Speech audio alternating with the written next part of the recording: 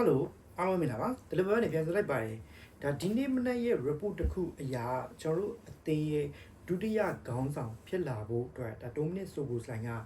တော်လေးဦးစားပေးစစ်မှာရှိတယ်ဆိုပြီးတော့လေပေါ်ပြလာတာပါအဲ့တော့ကျွန်တော်အသင်းကဒါပြောမှဆိုလို့ရှိရင်ပြီးခဲ့တဲ့ရာသီကဒါ Andy Robertson ဒါဒုတိယ captain ပေါ့နော်ဒုတိယ captain ကျွန်တော်တောင်းယူခဲ့တယ် vice captain တာဝန်ယူခဲ့တယ်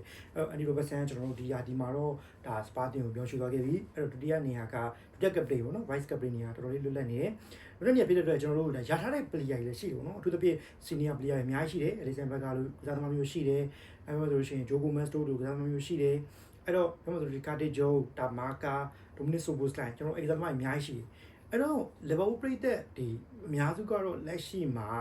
အဲ့ player တွေထက်ဒါ Dominic Szoboszlai ကိုအများစုကဒါဘယ်မှာဆိုလို့ရှိရင်ပေးခြင်းတယ်အဲ့တော့ Dominic Szoboszlai ကလည်းဒါကျွန်တော်တို့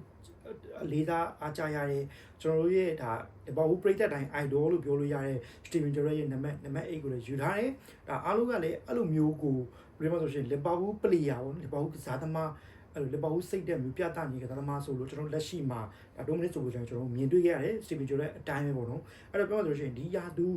ဒီ captain ပြ captain vice captain တို့တော့ဒါ Dominic Szoboszlai ကတော်တော်လေးဒါပြောမှဆိုတင့်တော်တယ်လို့ကျွန်တော်မြင်တယ်လက်ရှိဒါပြောမှဆိုလို့ရှိရင်အဲ့ report ထဲမှာဆိုလို့ရှိရင်ဒီ American ခရီးစဉ်မှာဆိုလို့ရှိရင်လေလူငယ်တွေကိုတော့တခြား player တွေရောသူ့အနေနဲ့ဒါအထင်ကြီးစရာကောင်းလောက်အောင်ကိုဒါပြောမှဆိုလို့ရှိရင်senior ကစားသမားပီတာစွာနဲ့သူ့အနေနဲ့ဥဆောင်မှုတွေလမ်းပြမှုတွေလုပ်ပေးနေတယ်ဆိုပြီးတော့လေအဲ့ report တွေမှာထည့်ရေးထားတယ်ပေါ့အဲ့တော့ပြောမှဆိုလို့ရှိရင်